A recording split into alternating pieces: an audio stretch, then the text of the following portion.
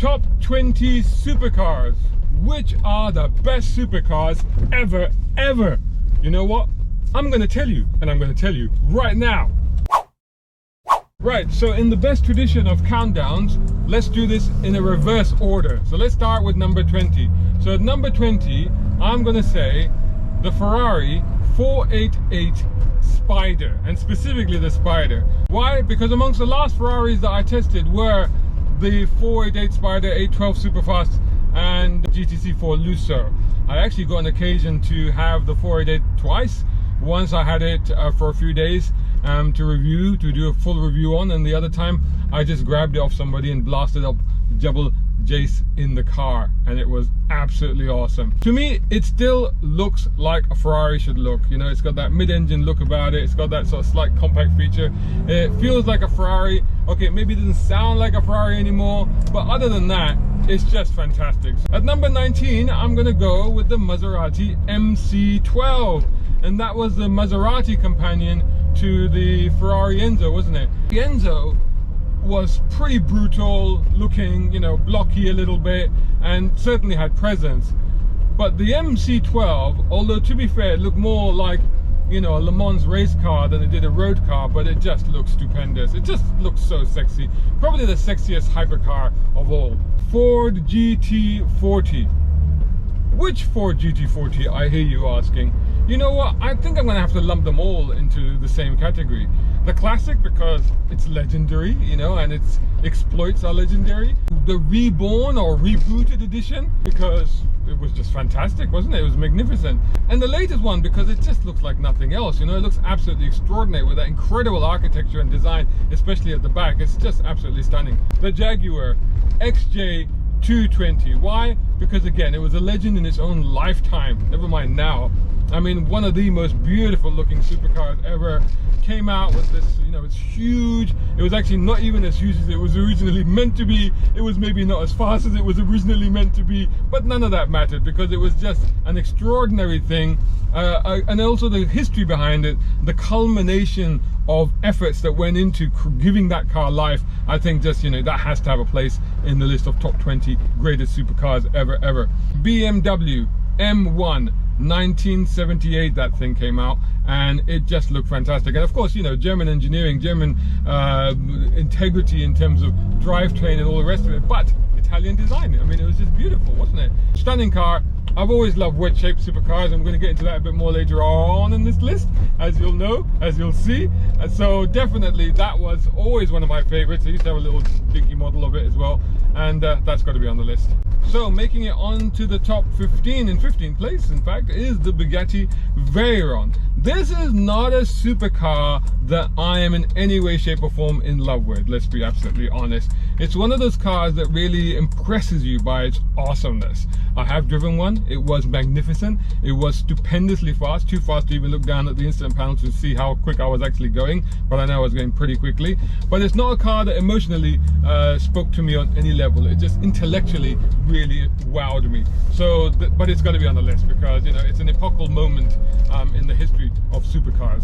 Now, talking of top speeds, next on the list is the Lamborghini Gallardo, and not just any Gallardo, but the Superleggera. Why the Superleggera? Because that's the car that I shouldn't really admit this on camera, but somewhere, sometime, I won't say where, and I did 200 miles per hour in a Lamborghini Gallardo Superleggera.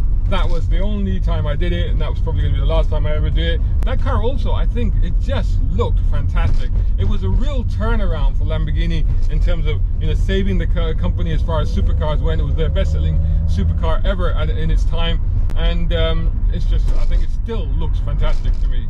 Next up, the Porsche 959. I mean, there are a number of supercars in their catalog, in Porsche's catalog, and I haven't picked any of those because I don't think that any of them had the impact, the striking impact and the influence going forward. In fact, the 959, the technology that it brought to the fore, what it did, what it achieved, what it represented, and its impact, I think, lasted across the rest of its range for the rest of time, pretty much. You know, even today's 911s are influenced by, you know, what that car brought to the to the table. A Honda NSX, the original NSX from about 1990, ran for about, I think, 15 years, that car. So I haven't actually driven the new one, or the current one, or the one that's actually now dead already. But anyway, that original one I have driven a couple of times, and it was as good as the hype would have you believe. It was amazing, and it was Japan for the first time ever entering that thoroughbred, pure supercar arena and actually beating the established inhabitants of that sphere. It was absolutely extraordinary what Honda did, and when you drive it, when you look at it, when you sit in it, it lives up to the hype. It's brilliant. So yeah, and also it's a great classic, appreciating classic right now. Now the Honda NSX, of course, was a little bit of a problem for the Ferrari 348. In that, in most of the group tests the magazine did at the time, it trounced it completely and utterly. And then of course they had to rush out the F355, which is another great car. But the Ferrari in that lineage, or earlier than the 488, which I've already put on the list, that I'm gonna put on the list, has to be, of course, the car that really influenced me as a kid, the Magnum Ferrari, which is the Ferrari 308, and also I'll chuck in the 328 as well, because it was so similar, you know, apart from a few changes to the front. It was a little bit of a facelift. But yeah, the 308, 328, to me, when I think Ferrari, when I think pure Ferrari, I still think that car. That's the car that immediately pops into my head, you know, and it's just the lines of it, the look of it, the style of it, everything about it to me represents the epitome of what should be a Ferrari. When it comes to possibly one of the most extraordinary things I've ever driven in my life, it's got to be the Koenigsegg CCX. This was way back in Dubai again, about 10 years ago, over 10 years ago I would say. And that thing was just absolutely extraordinary in every level. I mean, everything about it was an event. Everything about it was like, wow, this is different, this is unique. And you know what? That's how a supercar should be. It should make you feel completely different. It should not be the same as driving any other car, which is where supercars like the Bugatti VEYRON fall down, because anybody could jump into that and drive it off, not an issue. But the Koenigsegg, you had to have a chaperone with you who had to then tell you how everything worked. Otherwise, you wouldn't be able to drive that thing. And it's just awesome. And of course, it was also something of a record setter. And of course, they produced some more great cars since then. But that, for me, is a moment in time. The Lamborghini Aventador, which of course is just, you know, you can't argue with that being on the list of supercars, right? And it's just been absolutely such a successful thing for them. I remember doing the launch for that car in Rome at the Vallelunga circuit. It was in Rome. And driving it around then thinking, wow, this is an incredibly scary, awesome, sensational beast. But actually, you can just get into it and drive it quite hard, quite quickly, with a modicum of skill, which is what all that I possess, and do fairly well at it. So what an extraordinary thing that was, and it has, you know, done really, really well. So, you know, it's proven itself through basically its sales and its popularity. Moving swiftly ahead to the next Ferrari on the list, going up the list, the Ferrari 288 GTO. In the list of the top Ferraris ever, if somebody said to me, what is your favorite Ferrari ever? I mean, this would be right up there. And it would be it's a struggle really for me to decide the top ones, but this is definitely right up there. But I guess I have kind of decided that now by the fact that I put this down here. But the 288 GTO, again, is that accentuation of a shape that I'm already in love with, which is of course the 308, 328 shape, but just taking it to the next level. You know, it's that car on steroids, you know, with the wing mirrors on stalks so that you could see over the fat rear haunches. Just an incredible thing. And yeah, for me, that's got to be absolutely on the list. Supercars, of course, have to be something that are completely and utterly extraordinary, something that are just unique to behold, something that are works of art in themselves. And this next car is not just one of my favorite supercars, but is actually my wife's favorite supercar. And she's not really a car girl as such, but she loves the aesthetics of it, the design aesthetics of cars. And for her, this one is one of those that are right at the top. She also liked the Maserati MC12, by the way, but the Pagani Zonda, because of the intricacy of the design, the overt outrageousness of the exterior, but the delicate beauty and craft of the interior has to basically put that car head and shoulders above so many others in that realm. And I put the Zonda even ahead of its successors. I still think the Jaguar or whatever it is, but I think the Zonda was just something else. Next up, another Ferrari. Well, of course, there's going to be a few Ferraris in the list of supercars, right? And this one basically is a Ferrari that epitomizes the 1980s. If you said to me, what is the ultimate car of the 1980s? What is the car that not only was one of the best cars, one of the most lusted after cars of the 80s, but also a car that actually looked like it's from the 80s? It's got to be the Ferrari Testarossa. The Ferrari Testarossa with those huge strakes down the side and those massive shoulders at the back. I mean, those are basically shoulder pads, right? Which is what we all wore in the 80s. I say we, but I mean, I went through that era. It's one of my fondest decades. Many of you maybe weren't around then, but anyway, we all wore shoulder pads. I certainly wore shoulder pads in my blazers and things like that. And so the Ferrari Testarossa, to me, Miami Vice, or just the fact that it just looked incredible. It just looked like nothing else. It looked like a spaceship had landed. Brilliant. Ferrari Testarossa, awesome. Now in 1992, McLaren, which was known basically as a Formula One racing team, suddenly decided they were going to build a car for the road. And they teamed up with an absolute genius, Gordon Murray, who basically created for them the McLaren F1, which, by the way, a lot of his early inspiration for that car, actually in terms of its dynamics and its performance, power delivery, if you like, was actually the Honda NSX, the original Honda NSX. In fact, he wanted a Honda V10 engine for that car, couldn't get one, but ultimately ended up using a BMW motor in it. But the car itself just took engineering brilliance to the next level. It was unique in that it looked like a Le Mans GT racer for the road, also with that central seating position with chairs on either side as well.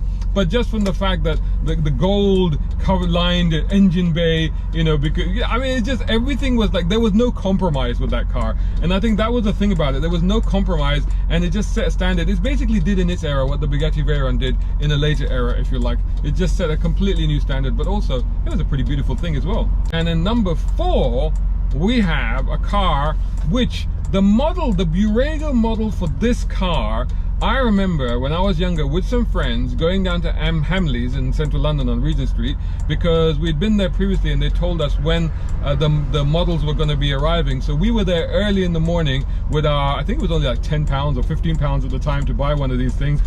We were there early to get in, waiting for the shop to open so we could get in, rush in and buy our model, the Borrego model of the Ferrari F40. The Ferrari F40, again, a brutal evolution of, again, that shape that I love, which is the 328, 308, etc. But also significant for the fact that it set the hypercar trend, suddenly created this genre. I would say it started with the F40, which was a complete no compromise Ferrari racing car that you could buy and drive on the road, but also significant for the fact that it was the last car signed off by the legendary Enzo Ferrari, founder of Ferrari himself. That was his last car. So, you know, immediately after his death, the value of those cars just went rocketed skyward, as did all Ferraris. But, you know, it was the last car that was touched by, what's he called? Commodore? El Commodore? Yeah, I'm sure you'll correct me. It was something like that, wasn't it? I've got to say that there's a certain amount of bias coming in now, because in the top 3, I am putting a car that maybe other people wouldn't have put so high up on this list, but I am going to put it up on this list as high as 3rd place on the podium of the greatest 20 ever supercars ever. It is, of course, those that know me will know, it is the Lotus Esprit, because I have always loved the Lotus Esprit. It is probably one of the must-have cars that's on my bucket list. You know, one day, it's one of those one day I shall have one sort of thing, you know. But I fell in love with it the moment I saw Roger Moore's James Bond drive that car beneath a helicopter, chasing him, taking the helicopter out, diving it into water. Can you swim? He asked his companion, and that thing converted into this incredible white submarine, which to me looked like not only could this thing, you know, go in underwater, but it looked like it could just fly, because it looked like a spaceship. So the wedge, the purity of the wedge shape, the stunning design, nothing else like it back in the 70s when that thing first came out. Absolutely, utterly extraordinary. Even the handling as well was legendary. Which one? Any of them. I love them all. So Lotus Esprit, 3rd place on this list. Number 2, it's got to be a car which the very term supercar was actually coined for. If you know the story, whether it's myth, whether it's legend, whether it's a factual story, but if you know the story, and if you know the famous car journalist L.J.K. Setright, who used to write for Car Magazine, basically he was tasked with doing a feature drive story for Car Magazine where he drove a brand new Miura from Italy back to the UK. And during the course of his discourse, when he was riding this thing, he dubbed the car a supercar. So he essentially is regarded by a lot of people as having coined the actual term. The car itself, voluptuous, sexy, seductive, gorgeous, and especially if it's got the eyelashes on it. I mean, you know, oh, you go weak at the knees when you see a Miura with the eyelashes on the headlights. Oh my goodness. And I don't mean the add-on ones that you can buy now and stick on your Fiat 500. I mean the strakes that actually were in part of the design. That car is just stunning. That car, because of the fact that it was basically responsible for the term supercar, has to be at number 2. And at number 1, it has to be the supercar of supercars. It has to be the supercar that, for not just a generation but several generations, was the ultimate poster supercar. It of course has to be the star of so many boys' wet dreams at the time, but also the opening sequence of, or my favorite opening sequence of any movie ever, the original Cannonball Run, the black Lamborghini Countach, if you remember. But of course the Lamborghini Countach also looked spectacular in white, and when I finally drove one in white, basically the first supercar I ever tested in my career, way back in 1990 in Jeddah in Saudi Arabia, it was everything that I dreamt it would be. It was absolutely astounding, awesome, and left an incredible impression on me. Of course, driving it 10 years later, I realized it wasn't actually dynamically that great, let's be absolutely honest, and it was absolutely a nightmare to drive. But that's the thing about supercars. They cannot be practical, they cannot be logical, they cannot be sensible. They have to have flaws, they have to have character, they have to have personality, they have to have presence, and they have to have absolute, utter, jaw-dropping magnificence, which the Lamborghini Countach did. So much so that when somebody first saw it for the first time, they went, "Countach!" And that's became its name. It was an exclamation and it became its name. Well deserved too. Lamborghini Countach, number 1 in the top 20 list of best ever supercars. If you disagree, let me know. I want to hear what are your favorite supercars in the comments below. I'd love to hear from you. Thanks so much for watching. Hope you enjoyed that video. If you did, please hit the like button and share this video as well if you can. And while you're at it, check out these guys who also sponsor my content. I am deeply grateful to them because it helps me to buy new equipment, put fuel in the cars, and yes, buy a cup of coffee. You can do the same. Just go here or right here on YouTube. Just hit these 3 little dots down here and click on thanks. Make sure you're signed in first. My content is free, but this is how you can help me keep it that way. I may even send you a gift. Oh, by the way, watch this next.